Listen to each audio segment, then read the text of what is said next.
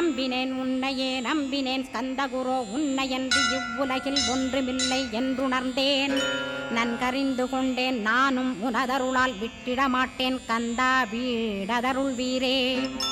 நடுநற்றித்தானத்து நான் உனை தியானிப்பேன் பிரம்ம மந்திரத்தை போதித்து வந்திடுவாய் சுழுமுனை மார்க்கமாய் ஜோதியைக் காட்டிடுவாய் சிவயோகியாக எனச் செய்திடும் குருநாதா